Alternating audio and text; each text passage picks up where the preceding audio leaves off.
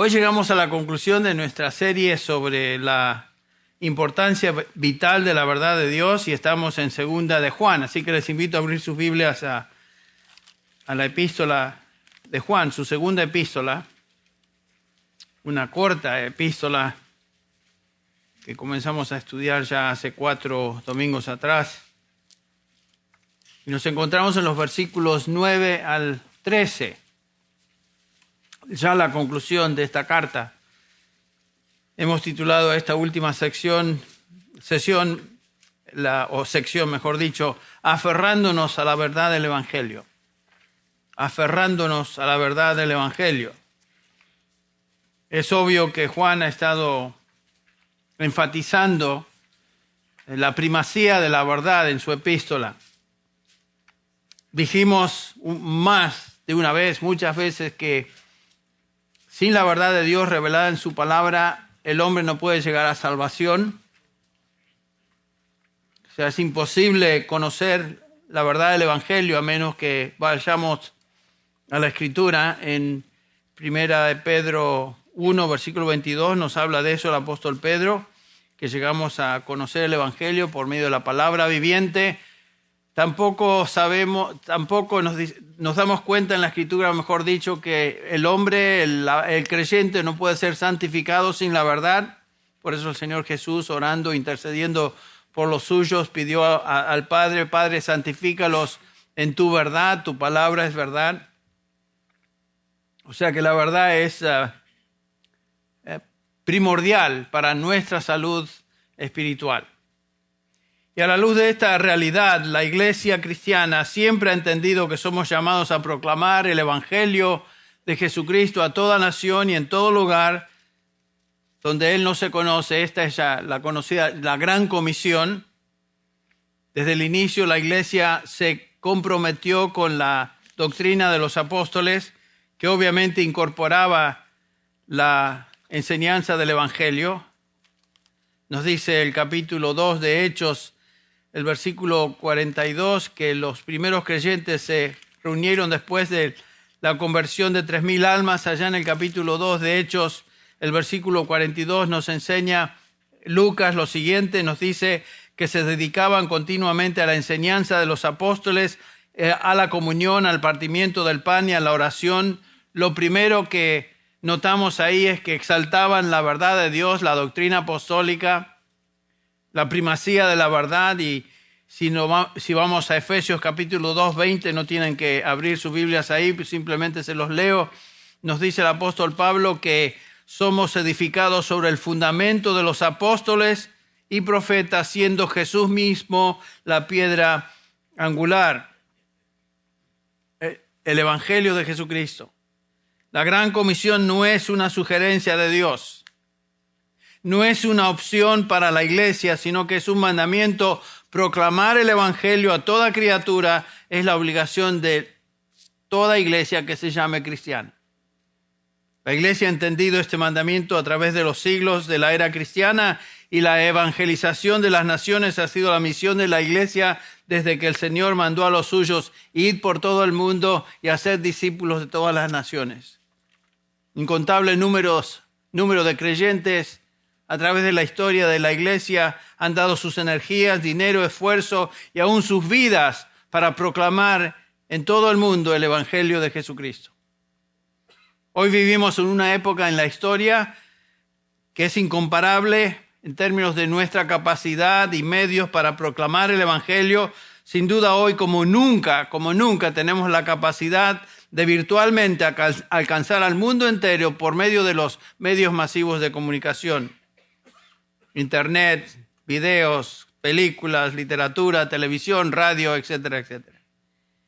Sin embargo, es algo increíble que en esta época tan incomparable en cuanto a la oportunidad de comunicar y predicar el Evangelio, la iglesia está confundida en cuanto al mensaje que debemos predicar.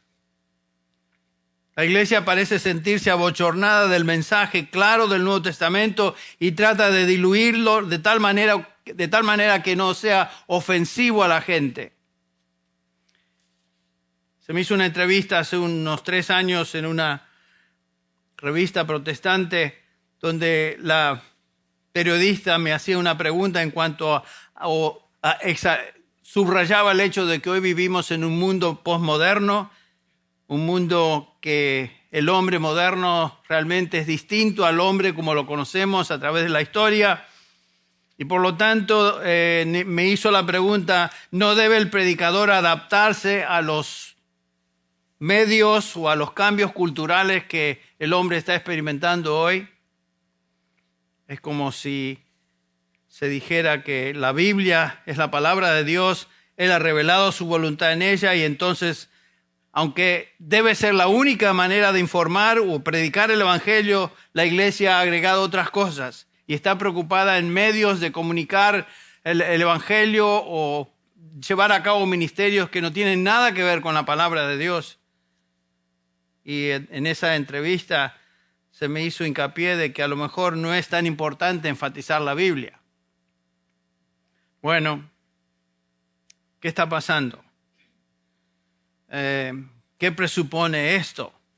El argumento es que la gente hoy vive en un mundo lleno de actividad, de distracciones, donde debemos captar la atención y brindarles algo que les atraiga, que les sea ameno. Por lo tanto, debemos crear programas, medios que sean acordes con ese ritmo moderno de la vida y necesidades percibidas de la gente hoy, para poder alcanzarlos, por supuesto. Es como si el mensaje del Evangelio, tal como ha sido predicado a través de los siglos, no fuera suficiente para alcanzar al hombre moderno.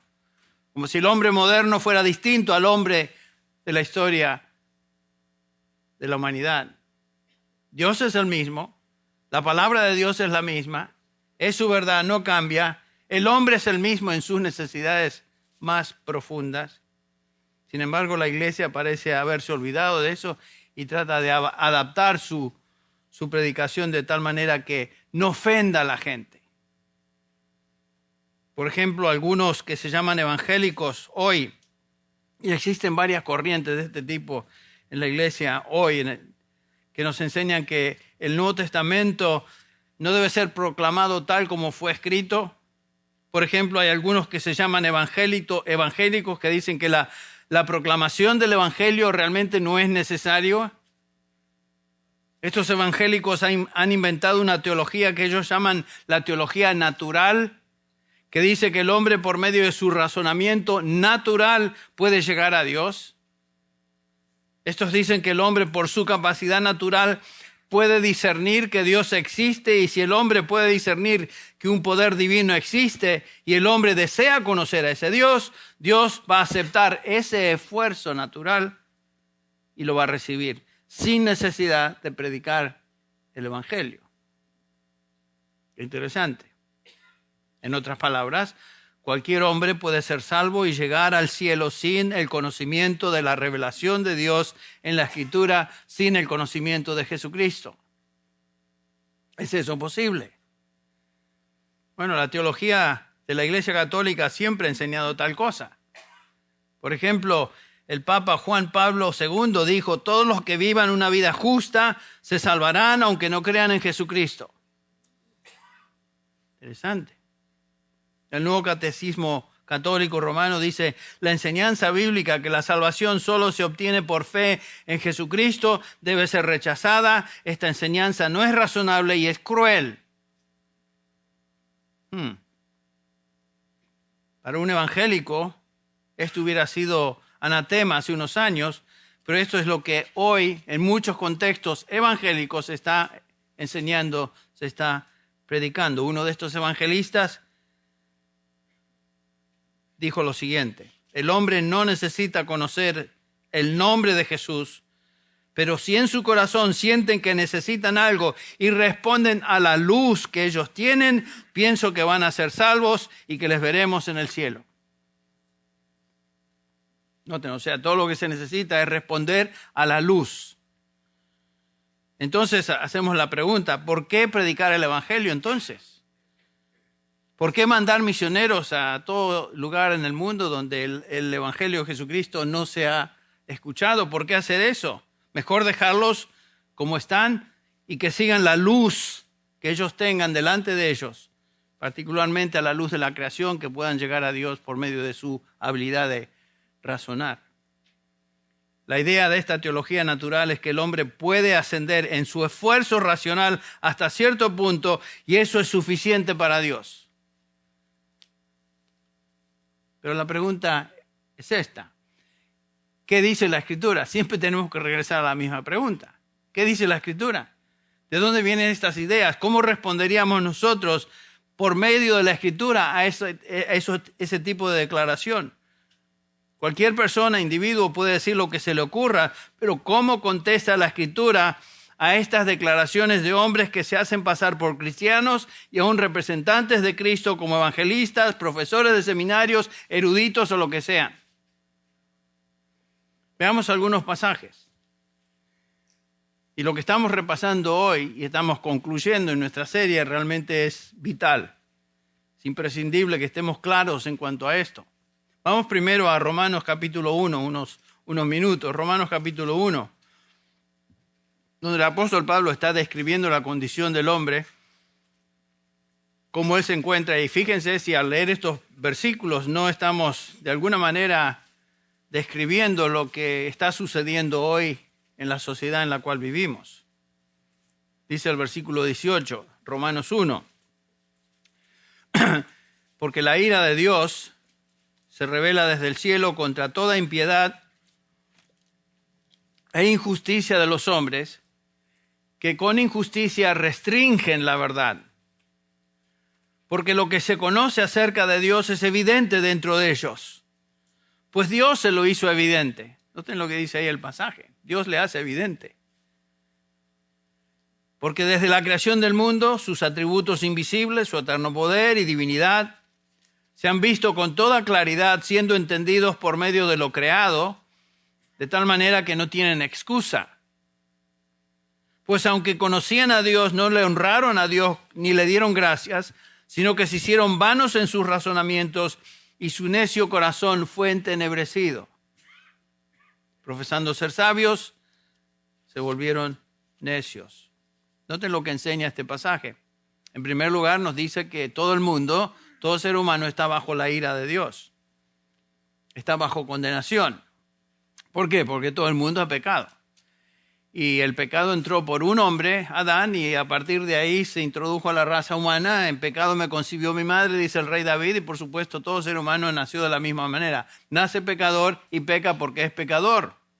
Y la paga del pecado es muerte, no solamente muerte física, sino muerte espiritual. Por lo tanto, esa es la condición del hombre. Y también notamos en este pasaje que Pablo nos dice que el hombre, por medio de razonamiento, conciencia interna o lo que sea, y la revelación de Dios en su creación, es llevado a una conclusión que no puede evadir. Y esta conclusión es que Dios es, que Él es santo y que Él es todopoderoso. Este conocimiento, sin embargo, no le lleva a adorar a Dios, a ese Dios que se revela en la creación, sino que el hombre se vuelve a especulaciones vanas, dice Pablo.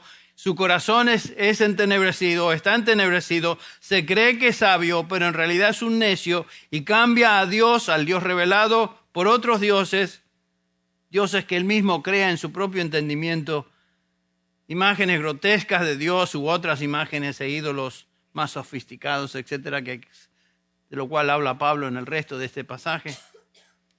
Pero el hombre tiene amplia evidencia de Dios alrededor de él por medio de la creación. Ninguno va a realmente poder decir, yo no creo en ti porque no hubo evidencia suficiente para mí de creer en ti. Imposible. O sea que toda la creación nos da evidencias de que Dios es, pero ese conocimiento lo único que hace es hacer del hombre inexcusable delante de Dios. Con todo este conocimiento, Pablo dice que los hombres detienen o restringen con injusticia la verdad. No los lleva a adorar a Dios, sino que los lleva a seguir su propio entendimiento entenebrecido y restringen la verdad. Su naturaleza depravada, pecaminosa con la que nacieron, les incapacita de llegar al conocimiento de Dios y en lugar de honrarle, le deshonran de múltiples maneras, de múltiples grados de depravación que aquí se mencionan. Y noten los versículos 24, 26 y 28, que Dios los entrega a su condición. Versículo 24, por consiguiente, Dios los entregó a la impureza. ¿Quieren ser impuros? ¿Quieren ser inmorales? ¿Quieren ser perversos? Los entrego. Versículo 26, por esta razón Dios los entregó a pasiones degradantes. Versículo 28, Dios los entregó a una mente depravada para que hicieran las cosas que no convienen. El hombre quiere vivir como se le da la gana, quiere ser un puerco, quiere ser un asqueroso y vivir haciendo alarde de su asquerosidad y se entrega a esa vida de vicio y depravación. Ok, esa es la sociedad. Dios dice, ahí los entrego. Y lo que estamos viendo hoy es justamente el juicio de Dios que ha entregado a esta sociedad, tanto en Estados Unidos como en el mundo occidental, como en Europa, lo que sea, a ese tipo de hombre, ese tipo de condición. La revelación de Dios en la creación solo lleva al hombre al punto de que este hombre no tiene excusa delante de Dios. La naturaleza no puede salvar. La creación no puede salvar. Solo nos hace inexcusables delante de Dios y nos condena. Eso es lo que Pablo está enseñando en Romanos 1. ¿Por qué? Porque para ser salvos tenemos que ir más allá de la revelación general en la creación. El hombre no puede llegar a Dios por medio de su razonamiento o sabiduría sin la intervención de Dios en su vida. Y para eso vamos a otro pasaje. 1 Corintios 1. 1 Corintios 1, comenzando nuestra lectura en el versículo 19, que dice así. Este es Pablo otra vez. 1 Corintios 1, 19, porque está escrito, destruiré la sabiduría de los sabios y el entendimiento de los inteligentes desecharé. Esta es una referencia a Isaías 29, 14. Y después lanza las preguntas. Pablo, versículo 20, ¿dónde está el sabio? ¿Dónde está el escriba? ¿Dónde está el polemista de este siglo? ¿No ha hecho Dios que la sabiduría de este mundo sea necedad? Porque ya que en la sabiduría de Dios el mundo no conoció a Dios mediante su propia sabiduría, noten lo que dice acá, que Dios determinó que el hombre no podrá conocerle con su propia sabiduría. Por más inteligente que sea, por más conocimiento de ciencia que tenga, por más conocimiento de filosofía que tenga, por más conocimiento de psicología que tenga y todas las IAs que usted pueda concebir, el hombre no va a conocer a Dios. No puede. El razonamiento humano, el intelecto humano no es suficiente para conocer a Dios. La única manera de conocer a Dios es lo que el resto del versículo 21 nos dice acá. Pablo nos dice, ¿cómo va a conocer el hombre a Dios? Agradó a Dios mediante la necedad de la predicación salvar a los que creen. O sea que no depende de inteligencia, no depende de grados académicos, no depende de qué sé yo qué. Tú puedes ser un Einstein y mejor y más, y sin embargo con toda tu sabiduría humana no puedes conocer a Dios. Lo único que lleva al hombre a conocer a Dios es la predicación, dice Pablo, la necedad de la predicación, y por medio de esa predicación salvar a los que creen. Pregunta, ¿qué mensaje? ¿Qué predicación? Versículo 22. Porque en verdad los judíos piden señales y los griegos buscan sabiduría. Pero nosotros, y aquí viene, nosotros, los creyentes, los predicadores del Evangelio, dice Pablo, nosotros predicamos a Cristo crucificado, piedra de tropiezo para los judíos, que lo fue, y necedad para los gentiles. Mas para los llamados, tanto judíos como griegos, Cristo es poder de Dios y sabiduría de Dios. La única manera de conocer a Dios es por medio de su sabiduría, que es por medio de la predicación del Evangelio de Jesucristo. Es la única manera de conocer a Dios. Hay un solo camino, hay un solo mediador entre Dios y los hombres. No es la ciencia, no es la psicología, no es lo que sea, es Jesucristo. Por eso Pablo dice en el capítulo 2, que sigue, versículo 1, 1 Corintios 2:1, les recuerda a estos corintios: cuando fui a vosotros, hermanos, proclamándoos el testimonio de Dios, no fui con superioridad de palabra o de sabiduría. O sea, no me presenté a ustedes como un charlatán sabiondo. Pues nada me propuse saber entre vosotros, excepto a Jesucristo y a este ¿qué? Crucificado. Qué precioso. Que eso es lo que salva. Que eso va a traer convicción, que eso va a traer salvación. Y no debemos temer de tratar de impresionar a la gente o excusar el Evangelio, porque es el único que tiene poder para cambiar. El Evangelio de Jesucristo. No depende del hombre, no depende de la astucia del predicador, depende del poder de la palabra de Dios en el Evangelio de Jesucristo. Y si venimos a Cristo, si somos creyentes, es porque Dios causó en nosotros tanto el querer como el hacer. Dios abrió nuestro entendimiento, como veremos, para llevarnos a fe en el Evangelio de Jesucristo. No tiene nada que ver con nosotros, ni del predicador, ni nosotros que estamos escuchando. Es de Dios. Y Pablo estaba convencido de eso. Y para mí el vivir es Cristo, el morir es ganancia. Yo existo para servir al Señor.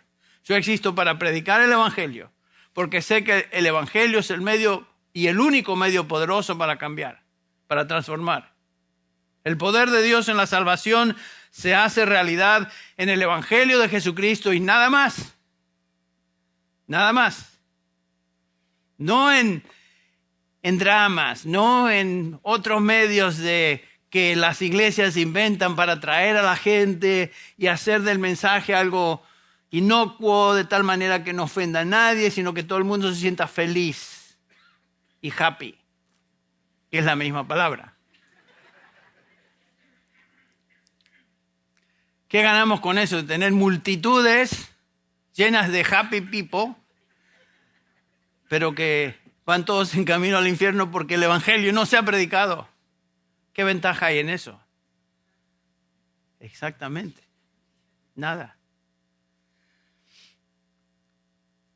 Por medio de su razonamiento y sabiduría humana, el hombre jamás llegará a conocer a Dios. Es lo que nos enseña Pablo. No solo el hombre es incapaz de conocer a Dios dada su condición de depravación, de pecado, sino que 2 Corintios 4 nos enseña que algo más. Ya venimos ciegos por naturaleza, venimos muertos en delitos y pecados, peor que ciegos, estamos muertos. Y Pablo agrega algo más, noten, 2 Corintios 4, 3 dice y 4, 2 Corintios 4, versículos 3 y 4. Y si todavía nuestro evangelio está velado, para los que se pierden está velado, en los cuales el Dios de este mundo, otra referencia al diablo, a Satanás, el acusador, el engañador, etc., ha cegado el entendimiento de los incrédulos para que no vean el resplandor del evangelio de la gloria de Cristo, que es la imagen de Dios. Noten eso. El pecado ciega, Satanás ciega. Doble ceguera. Ceguera por naturaleza caída y ceguera por obra satánica.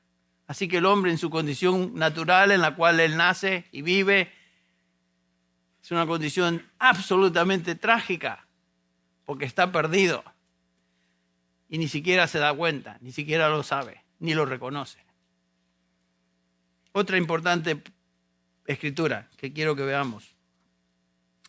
Ningún ser humano puede salir de esa condición, salvarse por su razonamiento o por su religión.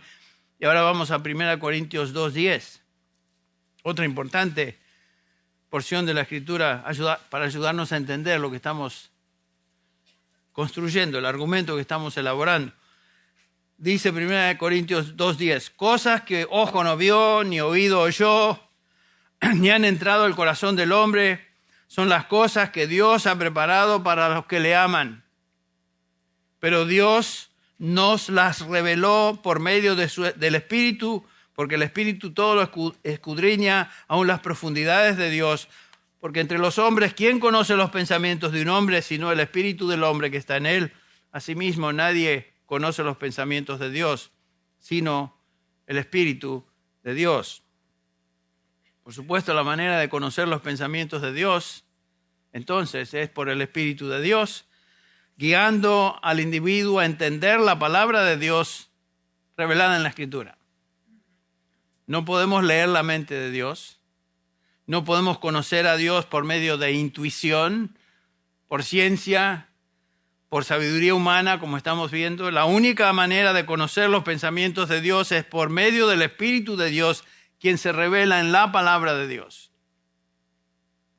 Como dije, tú puedes ser la persona más inteligente. Puedes ser aún superior a Einstein. Pero con toda esa inteligencia, tú no puedes llegar a conocer a Dios. Solo el Espíritu de Dios conoce la mente de Dios y su mente se revela en la palabra de Dios. Pero aunque tengamos la palabra de Dios en la Biblia, esto aún no es suficiente para conocer a Dios. ¿Por qué digo esto? Porque Pablo nos dice en el versículo 14 de 1 Corintios 2 lo siguiente: porque el hombre natural no acepta las cosas del Espíritu de Dios, porque para él son necedad y no las puede entender porque se disciernen espiritualmente. Noten eso, a menos que el Espíritu Santo abra el entendimiento, no podemos entender lo que Dios ha revelado en su palabra. Es la operación del Espíritu Santo en la vida de un individuo que abre su entendimiento para que este individuo reciba el Evangelio, reciba el mensaje de salvación y experimente vida eterna, que es justamente lo que vemos, por ejemplo, allá en la experiencia de Lidia, en el capítulo 16 de Hechos.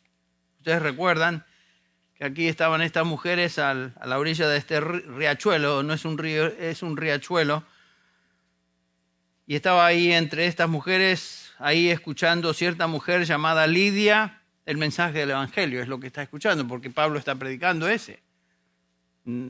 Cristo y Cristo crucificado, es el único evangelio que predicaba Pablo. Dice, estaba cierta mujer llamada Lidia de la ciudad de Tiatira, vendedora de telas de púrpura, que adoraba a Dios, o sea, era una mujer religiosa, ¿noten eso? Y sin embargo no conocía a Dios. Adoraba a Dios, pero no le conocía. Pero noten la frase que sigue. Y el Señor abrió su corazón para que recibiera lo que Pablo decía. O sea, que estaba escuchando el mensaje de salvación, pero todavía no era salva. ¿Por qué? Porque Dios todavía por su Espíritu no había abierto su entendimiento. Todavía era ciega al Evangelio.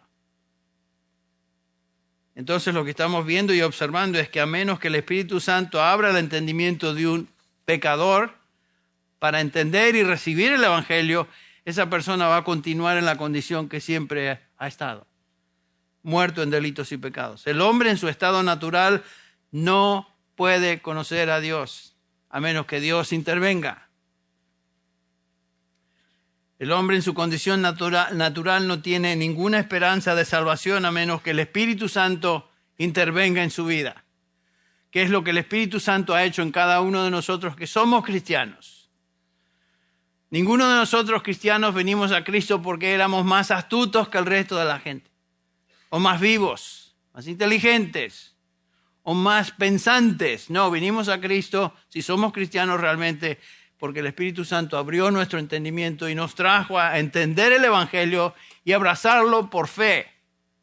Y fuimos salvados por medio de la fe. Pero fue la obra de Dios, por su Espíritu. Vamos a Hechos 17, un segundo ahí.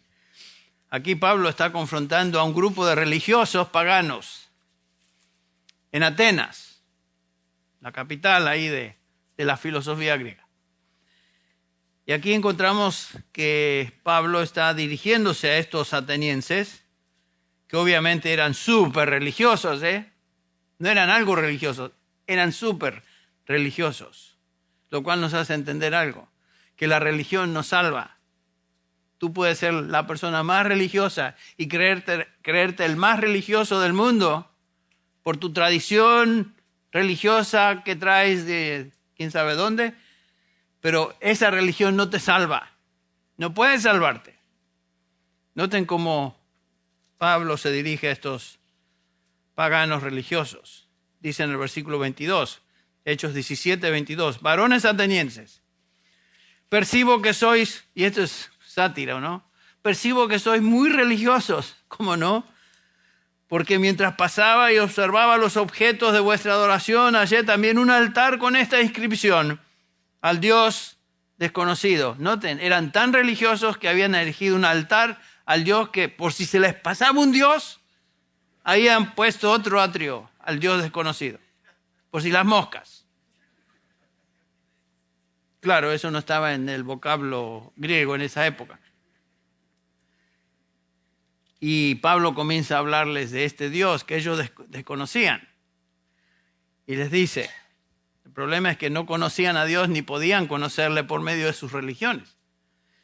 Y les dice Pablo en el versículo 24, el Dios que hizo el mundo, aquí comienza a hablar del Creador y apuntarles a la creación. Y todo lo que en él hay, puesto que es el Señor del cielo y de la tierra, no mora en templos hechos por manos de hombres, como ellos estaban celebrando, ni es servido por manos humanas como si necesitara de algo, puesto que él da vida y aliento a todas las cosas, y de uno hizo todas las naciones del mundo para que habitaran sobre la faz de la tierra, habiendo determinado sus tiempos señalados y los límites de su habitación, para que buscaran a Dios, si de alguna manera palpando le hallen, porque no está lejos de cada uno de nosotros, pero es imposible para el hombre encontrar a Dios.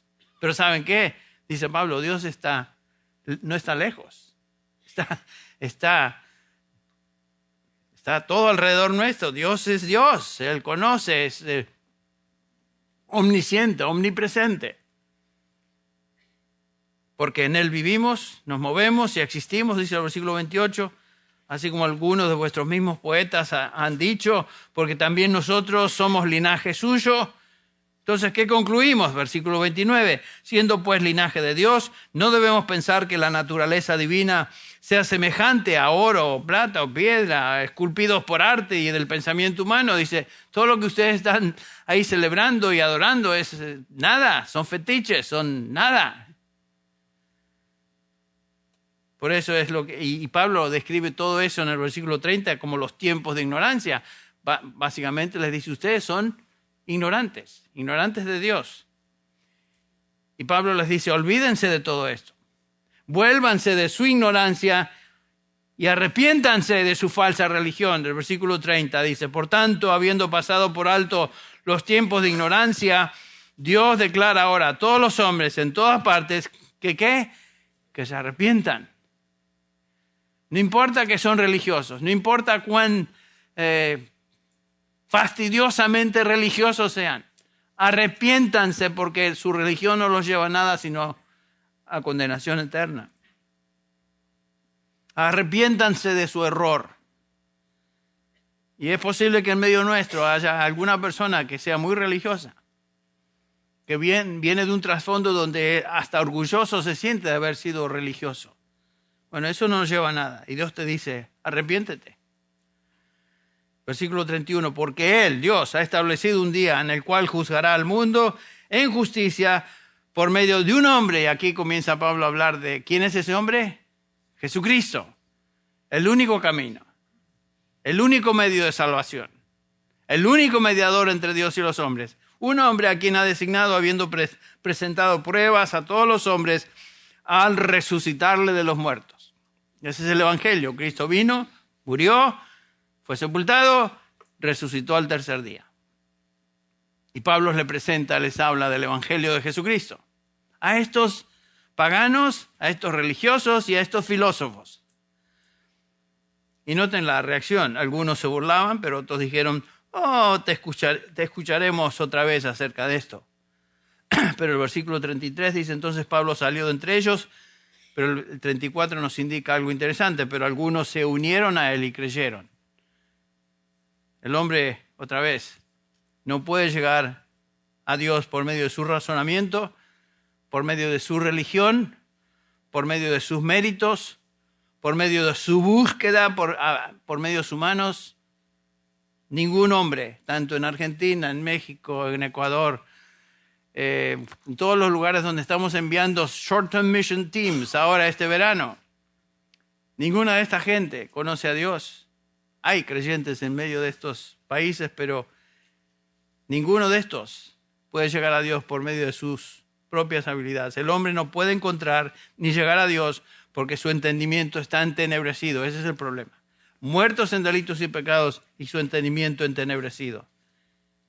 No puede entender el mensaje del Evangelio a menos que el Espíritu Santo ilumine y abra su corazón para creer y aceptar ese mensaje de salvación. Por eso enviamos misioneros. Porque con la luz supuestamente que la gente tiene, con esa luz no van a llegar a salvación, no van a llegar a conocer a Dios. Por eso necesitan el mensaje, la predicación del Evangelio de Jesucristo. Si no, ¿para qué enviar misioneros? Y obviamente Dios va a juzgar a los que no creen en el Evangelio. Esté donde esté, sea de donde sea. Porque Pablo dice en 2 Tesalonicenses 1:8 que Dios da retribución a los que no conocen a Dios y a los que no obedecen el Evangelio de nuestro Señor Jesucristo. Como cristianos solo tenemos un mensaje, el mensaje de Cristo crucificado. Pues nada me propuse, dice Pablo, saber entre vosotros excepto a Jesucristo y a este crucificado. Porque es el único camino, el único medio. Este es el mensaje de la iglesia cristiana. Y estemos hablando a una audiencia judía, una audiencia ateniense, corintia, argentina, mexicana, ecuatoriana, lo que sea. Este es el único mensaje. No cambia. No cambia con la cultura, no cambia con los tiempos, no cambia con las épocas, no cambia con la historia, no cambia con el contexto. Es el mismo mensaje. Por eso, qué cosa tan necia decir que necesitamos adaptar nuestro mensaje al mundo moderno, al hombre moderno. ¿Y eso qué es? Ahora sí, vamos a segunda de Juan. No, segunda de Juan. Sí, la segunda epístola de... Hablé tanto que ya me olvidé de dónde estaba. Vamos a 2 de Juan, versículo 9. Ustedes decían, pero Henry, ¿cuándo va a entrarle a Juan? Nos dijo que abríamos la Biblia, 2 de Juan, y aquí estamos, y el tipo hablando. Bueno, vamos a 2 de Juan, versículo 9. Noten. Otra vez, dice, todo el que se desvía y no permanece en la enseñanza de Cristo, o sea, el Evangelio de Jesucristo, no tiene a Dios.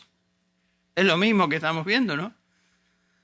El que permanece en la enseñanza tiene tanto al Padre como al Hijo. Esta es una declaración clara en cuanto a la exclusividad del mensaje del Evangelio de salvación. No hay varios caminos a Dios, hay un solo camino a Dios. Y ese camino es Jesucristo. La salvación, conocer a Dios, equivale a creer en el Hijo de Dios.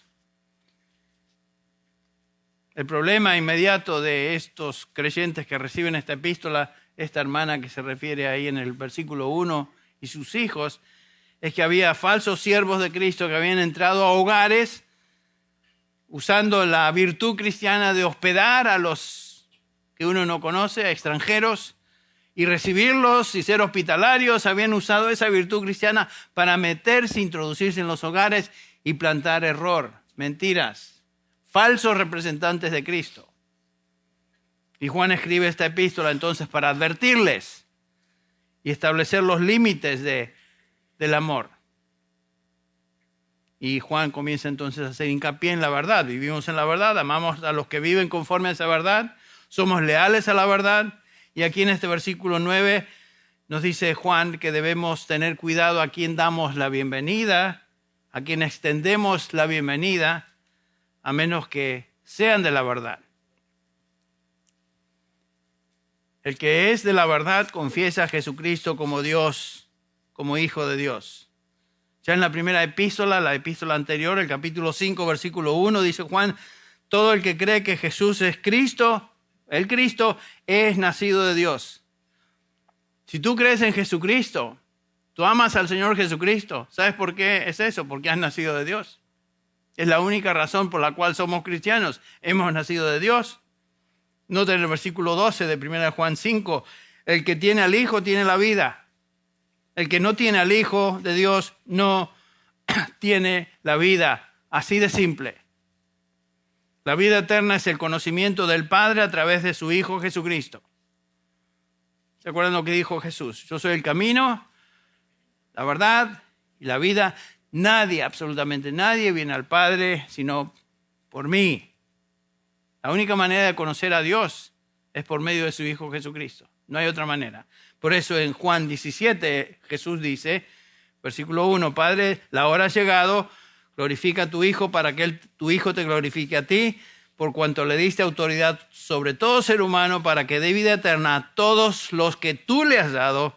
Y esta es la vida eterna, esta es la definición de la vida eterna según el Señor Jesús. Esta es la vida eterna, que te conozcan a ti, el único Dios verdadero, y a Jesucristo, a quien has enviado. Lo mismo, nadie puede conocer a Dios sino a través de Jesucristo. Nadie puede tener vida eterna sino a través de Jesucristo.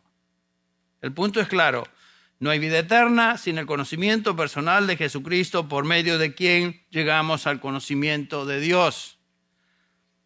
Por eso es tan importante proclamar, enseñar el Evangelio de Jesucristo. Porque la gente está perdida, en camino a una condenación eterna, separados de Dios, ciegos, en camino a la perdición. Pero hay un camino a Dios, y ese camino es Jesucristo. No hay salvación sin este mensaje. Así que aquellos que dicen, no es necesario predicar el Evangelio, están negando absolutamente todo lo que el Nuevo Testamento enseña acerca de lo vital de predicar el Evangelio. Porque no hay salvación sin el Evangelio. Y por eso Pablo era tan celoso de predicar ese Evangelio y rechazar y estar seguro que no aceptemos otro Evangelio. ¿Se acuerdan lo que le dice Pablo a los Gálatas? Versículo 8 del capítulo 1, pero si aún nosotros o un ángel del cielo os anunciara otro Evangelio, contrario al que os hemos anunciado, sea ¿qué? Anatema, sea maldito. Y repite en el versículo 9, porque hemos dicho antes, también lo repito ahora, si alguno anuncia un evangelio contrario al que recibisteis, sea maldito, sea maldito. Si alguno viene y no es fiel a la exclusividad del evangelio de Jesucristo, Pablo dice, sea maldito. Y noten lo que Juan dice, versículo 10, en esta epístola que estamos viendo. Si alguno viene a vosotros y no trae la enseñanza la enseñanza del evangelio exclusivo de Jesucristo, no lo recibáis en casa. No lo recibáis. No podemos recibir a alguien que no abrace la verdad del evangelio. No está hablando de alguien quien es ignorante y desea aprender. Juan está hablando de engañadores que proclaman otro evangelio, contrario al que recibimos en la enseñanza del Nuevo Testamento. No lo recibamos en casa, dice Pablo, dice Juan. Yo voy a ponerle nombre a esto. No reciban en casa a los testigos de Jehová. O a los mormones que vienen muy vestiditos, lindos, muchachos de blanco, con sus corbatitas en bicicleta, y se ven bien, por afuera se ven bien. Pero ¿saben qué? Algunos terroristas se ven bien por afuera, pero adentro traen bombas. Debajo de su chaleco traen bombas. ¿Para qué? Para destruir, para aniquilar. Esa es la función de un falso maestro. Lo sepa o no lo sepa. Su función es destruir el evangelio, destruir a las almas, porque el único camino a la salvación es Jesucristo. Y si niegan a Jesucristo, están destruyendo el evangelio. No podemos recibirlos ni darles la bienvenida, dice Juan. No les recibáis ni los saludéis. Esa palabra saludar es la traducción de la palabra kairo, que quiere decir gozarse, recibir con gozo, regocijarse. Saludar en el sentido de expresar gozo cristiano al recibir a alguien como si fuera cristiano cuando en realidad no lo es. Pues el que le saluda, dice Juan, participa en sus malas obras. Versículo 11. Esa palabra participar es la palabra koinonía, de donde sacamos nuestra palabra comunión. El que lo recibe está en esencia diciendo estoy teniendo comunión con este. o estos. Son falsos.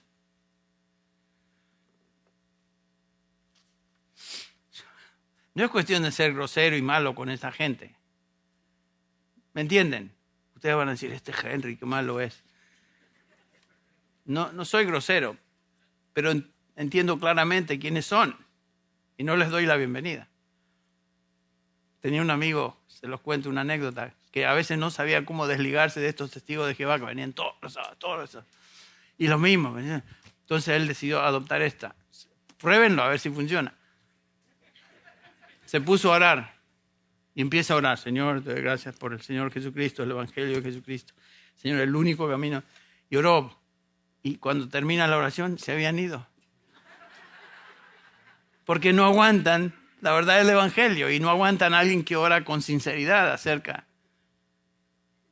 Pruébenlo a ver si funciona. Algunos dirán, pero Henry, qué cerrado es esto. Esto es ser intolerante, es cierto. Pero con la mentira no podemos jugar. No podemos pensar que la mentira es inofensiva. Como dije, son terroristas modernos. Un terrorista debajo de su chaleco trae una bomba para estallarse. Uno de estos falsos maestros traen debajo de su apariencia y sus chalecos y su apariencia externa, lo que sea, falsa doctrina que el propósito es destruir. Y Juan, con un corazón pastoral, llega en el versículo 12, dice, aún tengo muchas cosas que escribiros, pero no quiero hacerlo con papel y tinta, sino que espero ir a vosotros y hablar cara a cara. Lo que estamos viendo es que después de haber enfatizado la verdad y la importancia de la verdad y perseverar en la verdad y andar en la verdad, dice Juan, todavía no he terminado con el tema de la verdad. O sea que nos enseña a través de esto que es importante crecer en el conocimiento de la verdad. Nunca llegamos a un punto cuando ya lo sabemos, ya al Evangelio y a la palabra de Dios ya me la tengo acá, ya estoy completito, me lo sé todo. No. Conocer, crecer en el conocimiento de la verdad. Y dice Juan, tengo mucho todavía que hablar. No lo voy a expresar en tinta y papel, pero voy a hablarlo personalmente. Y termina Juan con esta expresión para que vuestro gozo sea completo. ¿Saben que esto me enseña a mí, nos enseña a nosotros, que la verdad comprendida trae gozo? ¿Se acuerdan de las palabras de Jesús? Conoceréis la verdad y la verdad os hará ¿qué? Libres. Otra manera de decirlo es conoceréis la verdad y la verdad os traerá gozo. Por eso en la primera epístola, capítulo 1, versículo 4, dice, os escribimos estas cosas para que nuestro gozo y vuestro gozo sea completo. La verdad trae gozo. La mentira perturba. La mentira esclaviza. La verdad produce todo lo contrario. Y en la medida que conocemos más profundamente la verdad de Dios, en esa medida también crecemos en nuestro gozo, en nuestra paz, en nuestra satisfacción espiritual y en nuestra expresión de gratitud a Dios por lo que Él ha hecho en el Evangelio. Entonces, la verdad de Dios, revelada en su palabra, es vital para nuestra salud espiritual como hijos de Dios. Vamos a terminar. El versículo 13 dice, te saludan los hijos de tu hermana escogida, y se despide. Bueno, nosotros nos despedimos también de esta preciosa epístola y vamos a concluirla ahora por medio de una palabra de oración. Vamos a orar. A mi mano derecha, terminando el servicio, siempre hay una o dos personas que están aquí para contestar alguna inquietud, alguna pregunta que ustedes tengan. Acérquense al frente a hablar con los hermanos y si hay preguntas que podamos contestar, estamos dispuestos y más que contentos de poder hacerlo. Vamos a orar. Padre, te damos gracias una vez más por esta mañana y por este tiempo que hemos tenido para abrir tu palabra, Señor, y examinar otra vez la importancia tan primordial de tu verdad, Padre, para conocer el Evangelio que nos lleva a salvación y también para crecer en nuestra santificación. Pedimos, Padre, que tú bendigas a cada hijo tuyo aquí presente Y Señor, si hay alguna persona en este lugar que aún no conoce a Jesucristo como Señor y Salvador, que no conoce el Evangelio de Jesucristo, Señor, que tú toques ese corazón, que tú toques esa vida, que concedas arrepentimiento y que concedas fe. Lo pedimos en el nombre de Jesús. Amén.